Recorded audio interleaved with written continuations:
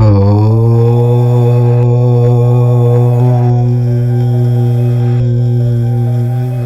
నెల 20వ తేదీన అనగా అక్టోబర్ 20వ తేదీన సోమవారం రోజు దీపావళి పండుగ రాబోతుంది. అమావాస్య రోజు కలబంద మొక్కతో ఈ చిన్న పరిహారం చేయండి చాలు. తరతరాలు కూర్చొని తిన్నా తరగని ఆస్తి వస్తుంది, కష్టాలన్నీ కూడా పోతాయి. ఇలాంటి అమావాస్య రోజున ఎటువంటి పరిహారాలు చేసినా 100కు 100% ఫలితాలు వస్తాయి. కాబట్టి అందరూ ఈ కలబంద మొక్క పరిహారాన్ని చేయండి. కలబంద మొక్కతో ఇలా చేస్తే చాలు, తరతరాలు కూర్చుని తిన్నా తరగని ఆస్తి వస్తుంది, ఐశ్వర్యం మీ సొంతమవుతుంది. కాబట్టి కలబంద మొక్కతో ఈ చిన్న పరిహారం ఆచరించండి. ఈ అమావాస్య చాలా పవిత్రమైనదిగా భావిస్తూ ఉంటారు. కాబట్టి ఈ అమావాస్య తిథి రోజున మర్చిపోకుండా కలబంద మొక్క పరిహారం చేస్తే మీకు ఎనలేని అదృష్టం వస్తుంది. 7 తరాల ఐశ్వర్యంతో పాటు 7 తరాలు కూర్చుని తిన్నా తరగని ఆస్తి వచ్చి పడడానికి అవకాశం ఉంటుందని మనకు పురాణాలు చెప్తూ ఉన్నాయి. శాస్త్రాల ప్రకారం ఈ అమావాస్యకు చాలా ప్రాధాన్యత ఇస్తూ ఉంటారు. కాబట్టి ఈ రోజున ఈ చిన్న పరిహారం చేసుకోవటం వల్ల మీకు మంచి జరుగుతుంది. కలబంద మొక్కతో కొన్ని పరిహారాలు చేయటం ద్వారా మన ఇంట్లో ఉండే దరిద్రాలన్నిటినీ కూడా పోగొట్టుకోవచ్చు. ఇంట్లోకి లక్ష్మీదేవి వచ్చేలాగా చేసుకోవచ్చు. కలబంద మొక్క చాలా పవిత్రమైన మొక్కగా పరిగణిస్తారు. కలబంద మొక్కతో మనం నెగిటివ్ ఎనర్జీని కూడా బయటకు పోగొట్టుకోవచ్చు. కలబంద మొక్కతో కొన్ని పరిహారాలు చేసినా, కొన్ని విధి విధానాలను ఆచరించినా చాలా మంచి రిజల్ట్ వస్తుంది. వాస్తు శాస్త్రం ప్రకారం ఇంట్లో కొన్ని మొక్కలు ఉంచటం శుభప్రదం.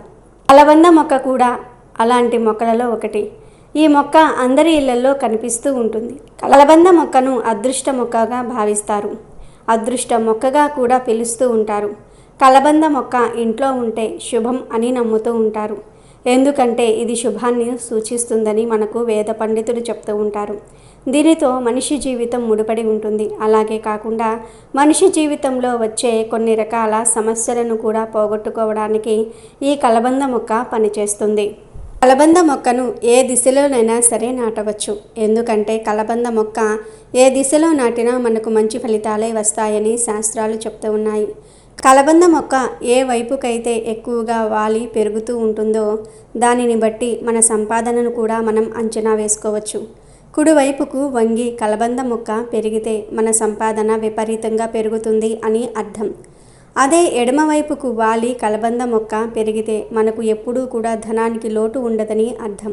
అలా కాకుండా స్ట్రైట్గా కలబంద మొక్క పెరిగితే ఆ కలబంద మొక్క మన జీవితంలో మనకు ఎదుగుదలను ఇస్తుందని అర్థం అన్నమాట. ఇలా కలబంద మొక్క ఏ విధంగా పెరుగుతూ ఉంటుందో ఆ విధంగా ఇంట్లోని మనుషుల జీవితం అనేది ముడిపడి ఉంటుంది, సంపాదన అనేది సూచిస్తూ ఉంటుంది. అలానే కాకుండా కలబంద మొక్క ఇంట్లో గుబురుగా హైట్గా పెరిగితే మాత్రం మీ ఇంట్లో లక్ష్మీదేవి నివసిస్తుందని అర్థం. ఆ తల్లి మిమ్మల్ని అనుగ్రహిస్తుందని అర్థం. అంటే లక్ష్మీదేవి అనుగ్రహం ఉంది కాబట్టి కలబంద మొక్క అంత చక్కగా పెరుగుతుందని వేద పండితులు చెప్తూ ఉన్నారు.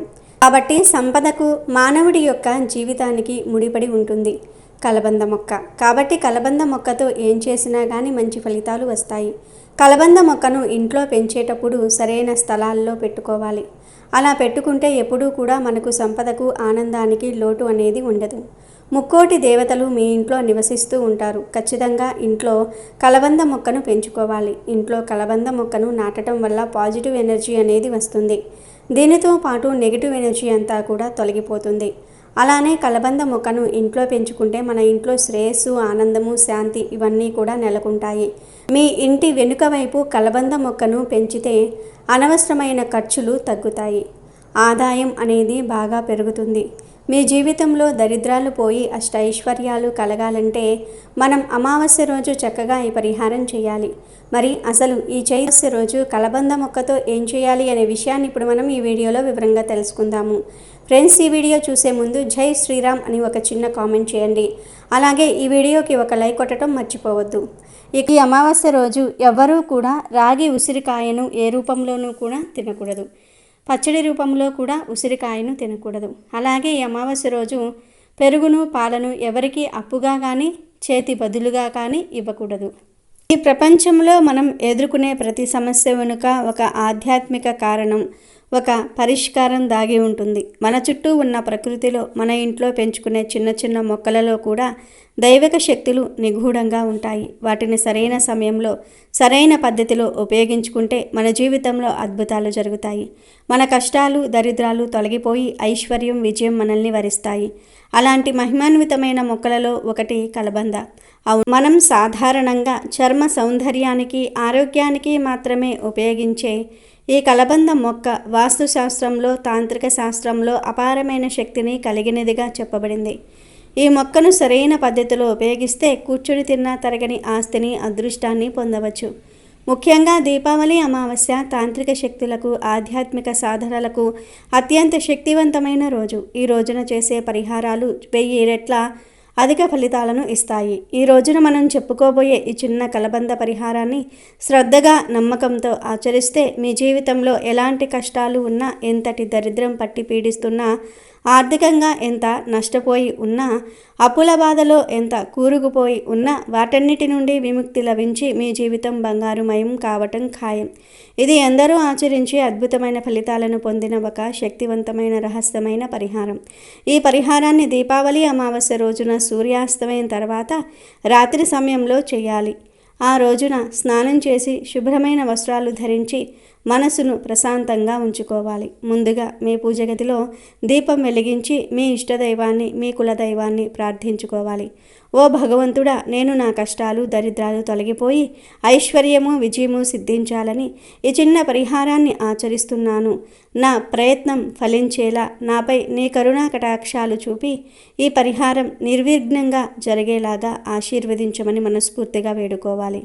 తర్వాత మీ ఇంట్లో ఉన్న కలబంద మొక్క దగ్గరకు వెళ్ళండి.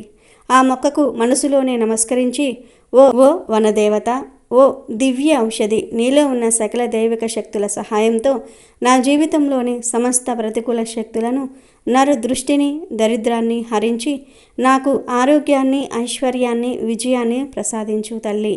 నీ నుండి ఒక చిన్న భాగాన్ని నా ఉద్ధరణ కోసం తీసుకుంటున్నాను. నన్ను క్షమించు, ఆశీర్వదించు అని ప్రార్థించి ఒక చిన్న ఆరోగ్యకరమైన కలబంద కొమ్మను తుంచండి.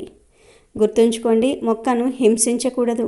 ప్రేమతో, భక్తితో కొమ్మను స్వీకరించాలి. ఇప్పుడు ఆ కొమ్మను తీసుకొని మీ పూజా గదిలోనికి వచ్చి దేవుని ముందు పెట్టండి. ఒక తెల్ల కాగితాన్ని తీసుకొని దానిపై మీ ప్రధాన సమస్యను లేదా మీరు ఎక్కువగా దేనితో బాధపడుతున్నారో దానిని స్పష్టంగా రాయండి. ఉదాహరణకు, నా అప్పులన్నీ తీరిపోవాలి, నా వ్యాపారంలో నష్టాలు తొలగిపోయి లాభాలు రావాలి, నాకు రావలసిన డబ్బులు త్వరగా చేతికి అందాలి, మా ఇంట్లో అనారోగ్యాలు, గొడవలు తొలగిపోయి శాంతి, సంతోషం నెలకొనాలి. ఇలా మీ సమస్య ఏదైతే అది రాయండి. మీ అత్యవసరమైన, తీవ్రమైన సమస్యను మాత్రమే రాయాలి. ఎందుకంటే ఈ పరిహారం ముందుగా మీ మార్గానికి అడ్డంగా ఉన్న ప్రతికూల శక్తులను, కర్మ బంధాలను తొలగించేస్తుంది. సమస్యను రాసిన తర్వాత ఆ కాగితం మధ్యలో మీరు తెచ్చిన కలబంద కొమ్మను పెట్టండి. ఇప్పుడు ఆ కొమ్మకు కుడి చేతి ఉంగరపు వేలితో కొద్దిగా పసుపును అద్దండి. పసుపు సకల శుభాలకు, పాజిటివ్ ఎనర్జీకి ప్రతీక. పసుపును రాస్తూ నా జీవితంలోని అన్ని అశుభాలు తొలగిపోయి శుభాలు కలగాలి అని మనసులో అనుకోవాలి. తర్వాత దానిపై కొద్దిగా కుంకుమను చల్లండి. కుంకుమ సౌభాగ్యానికి, లక్ష్మీదేవి అనుగ్రహానికి చిహ్నం. ఆ తర్వాత కొన్ని ఎండు మిరపకాయలను, కొన్ని ఆవాలను ఆ కాగితంలో వేయండి. ఎండు మిరపకాయలు, ఆవాలు దిష్టిని, నరదృష్టిని, మీపై ఉన్న ప్రయోగాత్మక ప్రతికూల శక్తులను హరించటంలో అద్భుతంగా పనిచేస్తాయి. అవి మీ చుట్టూ ఉన్న నెగిటివ్ ఎనర్జీని పీల్చుకుంటాయి కనుక ఇవన్నీ వేసి ఇప్పుడు ఆ కాగితాన్ని అన్ని వస్తువులతో కలిపి ఒక చిన్న పొట్లంలాగా జాగ్రత్తగా మడవండి. ఆ పొట్లం విడిపోకుండా ఒక నల్లటి దారంతో కట్టవచ్చు. ఇప్పుడు ఈ పొట్లం మీ సమస్యలను, మీ దరిద్రాన్ని, మీపై ఉన్న దిష్టిని తనలోనికి ఆవాహన చేసుకున్న ఒక శక్తివంతమైన తాంత్రిక వస్తువుగా మారింది.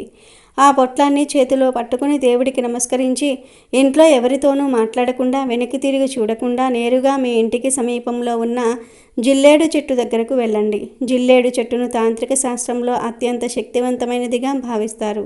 ఇది ప్రతికూల శక్తులను స్వీకరించి వాటిని నిర్వీర్యం చేసే శక్తిని కలిగి ఉంటుంది. అందుకే చాలా దిష్టి పరిహారాలలో జిల్లేడును వాడతారు. జిల్లేడు చెట్టు దగ్గరకు వెళ్ళాక ఆ చెట్టుకు నమస్కరించి, ఓ వృక్షరాజా, నా సకల కష్టాలను, దరిద్రాలను, నాపై ఉన్న నర దృష్టిని ఈ పొట్లంలో బంధించి నీ పాదాల చెంతకు తెచ్చాను. దయచేసి వీటిని స్వీకరించి నన్ను ఈ బాధల నుండి విముక్తురాలిని చెయ్యి. నా జీవితంలో కొత్త వెలుగును ప్రసాదించు అని ప్రార్థించి ఆ చెట్టు మొదట్లో వేర్లకు దగ్గరగా ఒక చిన్న గొయ్యి తీసి ఆ పొట్లాన్ని అందులో పాతిపెట్టండి. మట్టిని కప్పేసి ఆ ప్రదేశం మామూలుగా ఉండేలాగా చేయండి. ఆ తర్వాత మళ్ళీ వెనక్కి తిరిగి చూడకుండా, ఎవరితోనూ మాట్లాడకుండా నేరుగా మీ ఇంటికి వచ్చి కాళ్ళు చేతులు కడుక్కొని మీ పూజ గదిలో దేవుడికి నమస్కరించుకోవాలి.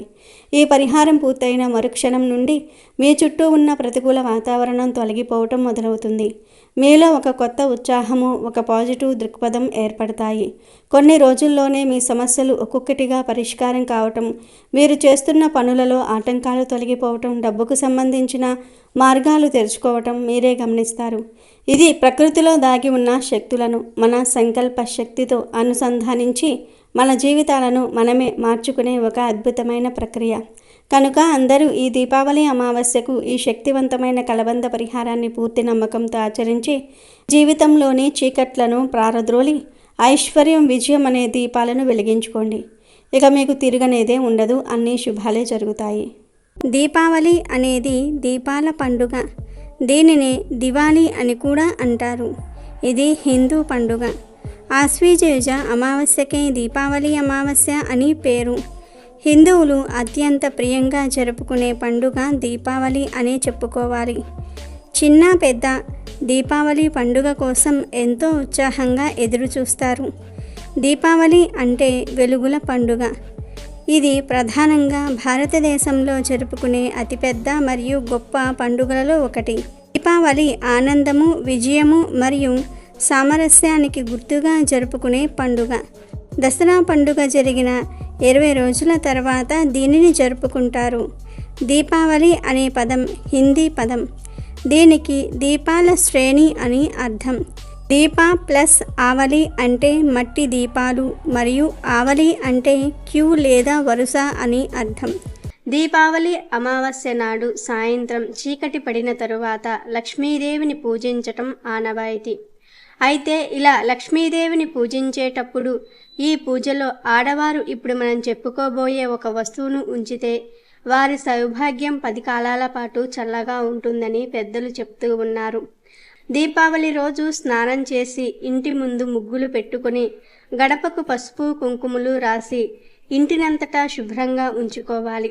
దీపావళి రోజు ఇప్పుడు మనం చెప్పుకోబోయే విధంగా పూజ చేస్తే సుమంగళి యోగం కలుగుతుంది.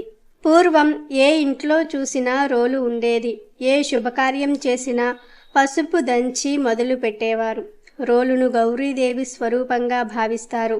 అటువంటి రోలు మీ ఇంట్లో ఉంటే దానిని దీపావళి రోజు శుభ్రంగా కడిగి పసుపు రాయండి. ఆ తర్వాత కుంకుమతో రోలు చుట్టూ బొట్లు పెట్టండి. అలాగే బియ్యపిండితో కూడా బొట్లు పెట్టండి. రోలు గౌరీ స్వరూపం. అదేవిధంగా రోకలి లేదా పోత్రం శివ స్వరూపం గనుక పత్రాన్ని కూడా శుభ్రంగా కడిగి తుడిచిన తర్వాత పసుపు రాసి కుంకుమతో బియ్యపిండితో బొట్లు పెట్టాలి. ఈ రోలును మరియు పత్రాన్ని దీపావళి రోజు సాయంత్రం చేసే లక్ష్మీదేవి పూజలో ఉంచండి. ముఖ్యంగా ఆడవారు వీటిని లక్ష్మీ పూజలో ఉంచి నా సౌభాగ్యం 10 కాలాల పాటు చల్లగా ఉండాలి అని కోరుకుంటే సుమంగళి యోగం కలుగుతుంది. ఎప్పుడూ మీ భర్తతో సంతోషంగా జీవిస్తారు. మరి రోలు లేనివారు ఏం చెయ్యాలి అనుకోవచ్చు. ఇంట్లో రోలు లేనివారు గోధుమ పిండితో కొద్దిగా పసుపు కలిపి దీన్ని చిన్న రోలు మరియు రోకలిగా తయారు చేసుకోండి. వీటికి కుంకుమతో బొట్లు పెట్టి దీపావళి లక్ష్మీ పూజలో ఉంచండి. ఈ విధంగా చేసినా ఎంతో శుభం జరుగుతుంది. ఈ రోలు రోకలిని లక్ష్మీదేవి ముందు ఉంచి పుష్పాలతో అలంకరించి మీ సౌభాగ్యం బాగుండాలని కోరుకుని ఏదైనా గౌరీ మంత్రాన్ని చదువుకోండి. ఈ విధంగా దీపావళి రోజు గౌరీ స్వరూపమైన రోలును ఎవరైతే చక్కగా పూజించుకుంటారో వారికి ఆ జగన్మాత యొక్క కరుణా కటాక్షాలు ఎల్లవేళలా ఉంటాయి. దీర్ఘ సుమంగళి యోగంతో 100 ఏళ్ళు సౌభాగ్యంతో ఉంటారు. అలాగే ఈ దీపావళి రోజు మజ్జిగ కవ్వాన్ని అలాగే పప్పు గుత్తిని కూడా చక్కగా పసుపు రాసి కుంకుమ బొట్లు పెట్టి పూజ గదిలో ఈశాన్యం మూలన ఉంచినట్లయితే లక్ష్మీదేవి ఎంతో సంతోషిస్తుంది. మీ ఇంట్లో స్థిరంగా ఉంటుంది. కనుక ఆడవారు దీపావళి రోజు లక్ష్మీ పూజలో ఈ ఒక్క వస్తువును ఉంచి సౌభాగ్యంతో అలాగే సిరి సంపదలతో హాయిగా జీవించండి. ఈ దీపావళికి లక్ష్మీదేవికి ప్రీతిగా ఒక చిన్న పని చేస్తే అమ్మవారి అనుగ్రహంతో అఖండ ఐశ్వర్యం సిద్ధిస్తుందని పండితులు అంటూ ఉన్నారు. ఈ రోజు ప్రజలు లక్ష్మీదేవిని, గణేశుణ్ణి పూజిస్తూ ఉంటారు. ఈ దీపావళి రోజు సాధారణంగా అందరూ దీపాలు వెలిగిస్తారు. అలా దీపాలు వెలిగించేటప్పుడు అమ్మవారికి ప్రీతిగా నువ్వుల నూనె లేదా ఆవు నెయ్యిని వాడండి. ముఖ్యంగా ఈరోజు అమ్మవారికి పూజలు చేస్తారు కదా, ఆ పూజలో ఆవు నెయ్యి దీపం వెలిగించండి. ఎందుకంటే ఆవు నెయ్యి దీపం అంటే అమ్మవారికి చాలా ఇష్టం. ఈ దీపారాధనకు వాడే ఒత్తులను పన్నీరులో ముంచి ఎండబెట్టి ఆ ఒత్తులతో దీపారాధన చేయండి. ఇలా అమ్మవారి ముందు ఆవు నెయ్యితో పన్నీరులో ముంచిన ఒత్తులతో దీపం పెట్టి ఆ దీపంలో ఒక లవంగం వేశారంటే సంవత్సరం పాటు అంటే మళ్ళీ వచ్చే దీపావళి వరకు కూడా మీకు తిరుగు అనేది ఉండదు. లక్ష్మీ అమ్మవారి అనుగ్రహం కలుగుతుంది. సకల సంపదలు సిద్ధిస్తాయి. మీ ఇంట్లో వారందరూ కూడా శ్రీమంతులుగా, కీర్తివంతులుగా మారుతారు. మీకు ఏ విషయంలోనూ కూడా లోటు అనేది రాదు. ఇలా దీపావళి రోజు పవిత్రమైన దీపాలు వెలిగించటం వలన ఎంతో పుణ్యం కలుగుతుంది. దీపావళి అమావాస్య రోజు ఇంటిల్లిపాది అభ్యంగన స్నానం చేసి చిన్నపిల్లలకు పెద్దవారు హారతులు ఇచ్చి ఆశీర్వదించాలి. ముఖ్యంగా మీకు దగ్గరలో ఉన్న ఒక ఉత్తరేణి మొక్క ఉంటే ఆ మొక్కను తెచ్చుకొని పెద్దవారు స్నానం చేసే ముందు వారు తల చుట్టూ 3 సార్లు తిప్పుకొని చిన్నపిల్లలకు కూడా 3 సార్లు తిప్పి ఆ ఉత్తరేణి మొక్కను దూరంగా పడవేయాలి. ఇలా ఆ రోజు దిష్టి తీయటం వలన అపమృత్యు దోషాలు తొలగిపోతాయి.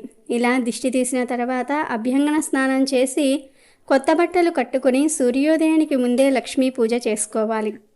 అదేవిధంగా పసుపు కుంకుమలతో కులదేవత ఆరాధన కూడా చేసుకోవాలి. దీపావళి అమావాస్య ఆ లక్ష్మీదేవికి ఎంతో ఇష్టమైన రోజు. దీపావళి రోజు సాయంత్రం లేదా రాత్రి మీరు లక్ష్మీ పూజ చేసుకున్న తర్వాత పూజ గదిలో ఒక పీటను ఏర్పాటు చేసుకోండి. ఆ పీట మీద ఎర్రటి వస్త్రం పరచండి. ఆ వస్త్రం మీద బియ్యంతో షట్కోణాకారం వెయ్యండి. ఈ ముగ్గు మధ్యలో 21 గోమతి చక్రాలను 21 లక్ష్మీ గవ్వలను ఉంచండి. తర్వాత పీటకు ఒకవైపు ఆవు నెత్తితో దీపారాధన చెయ్యండి, మరొక వైపు ఆవ నూనెతో దీపారాధన చేయండి. గుర్తుపెట్టుకోండి, ఒకవైపు ఆవు నెయ్యితో, మరొక వైపు ఆవ నూనెతో దీపారాధన చేయండి. దీపం లక్ష్మీ స్వరూపం గనుక దీపానికి గంధం కుంకుమ అలంకారం చేయండి. ఆ తర్వాత అమ్మ, నాకు ఆర్థికపరమైన ఆటంకాలు ఎక్కువగా వస్తూ ఉన్నాయి, వీటిని తొలగించు. నా దగ్గర అవసరానికి సరిపడినంత డబ్బు కూడా లేదు, తినడానికి కూడా డబ్బు లేనంత పేదరికంలో నేను ఉన్నాను తల్లి. ఇంత కఠినమైన దారిద్ర్య బాధలను నేను అనుభవించలేకపోతూ ఉన్నాను. ఈ దారిద్ర్యాన్ని తీర్చు తల్లి అని అమ్మవారికి నమస్కారం చేసుకోండి. తామర పూసల మాలను తీసుకొని శ్రీం శ్రీం అనుకుంటూ 108 సార్లు జపం చేయండి. ఇక ఈ పరిహారం పూర్తయినట్టే. దీపావళి మరుసటి రోజు ఉదయం నిద్రలేచి స్నానం చేసిన తరువాత వీటన్నిటినీ అంటే ఎర్రటి వస్త్రంలో బియ్యంతో వేసిన ముగ్గును, దాని మీద పెట్టిన గోమతి చక్రాలను, లక్ష్మీ గవ్వలను మూటగా కట్టేయండి. ఆ తర్వాత రావి చెట్టు దగ్గరకు వెళ్ళి ఒక పెద్ద గొయ్యిలాగా తవ్వండి. కనీసం ఒక 2 మూరల లోతు ఉండేలాగా గొయ్యి తవ్వి ఆ గొయ్యిలో ఈ మూటను పూడ్చేయండి. రావి చెట్టు మొదట్లోనే ఇలా చెయ్యాలి. అప్పుడే ఈ పరిహారం వలన వచ్చే ప్రయోజనాలను పొందగలుగుతారు, లేకపోతే పొందలేరు. అది కూడా లోతుగా గొయ్యి తీసి పాతి పెట్టాలి. కుక్కలు కానీ ఏమైనా ఇతర జీవులు కానీ తవ్వితే బయట పడకుండా ఉండేందుకు లోతుగా పాతి పెట్టాలి. ఈ మూట బయటకు వస్తే పరిహారం యొక్క ప్రయోజనాన్ని పొందలేరు. ఆ మూట ఎన్నాళ్ళు భూమిలో ఉంటుందో అన్నాళ్ళు కూడా మీకు హాయిగా ఉంటుంది. ఇలా పాతిపెట్టి ఇంటికి వచ్చిన తర్వాత ఇంట్లోకి వెళ్లే ముందు చక్కగా స్నానం చేయండి, లేదా కాళ్ళు చేతులు ముఖం కడుక్కుని ఇంటికి వెళ్ళండి. దీపావళి రోజు ఇలా పరిహారం చేశారంటే సంవత్సరం పాటు అంటే మళ్ళీ వచ్చే దీపావళి వరకు కూడా మీ జీవితం బాగుంటుంది, ఉన్నత స్థాయిలోకి వస్తారు. కనుక అందరూ కూడా దీపావళి రోజు ఈ పరిహారం పాటించండి. అయితే ఈ దీపావళి అమావాస్య రోజున జిల్లేడుతో ఒక పరిహారం చేసినట్లయితే అఖండ ఐశ్వర్యం ప్రాప్తిస్తుందని పెద్దలు చెప్తూ ఉన్నారు. దీపావళి అమావాస్య అంటే లక్ష్మీదేవికి ఎంతో ఇష్టమైన రోజు. ఇలాంటి అద్భుతమైన రోజు రాత్రి లక్ష్మీదేవికి ఎంతో ఇష్టమైన తెల్ల జిల్లేడు పూలతో మాల కట్టి అమ్మవారికి సమర్పిస్తే అష్టైశ్వర్యాలు భోగభాగ్యాలు కలుగుతాయి.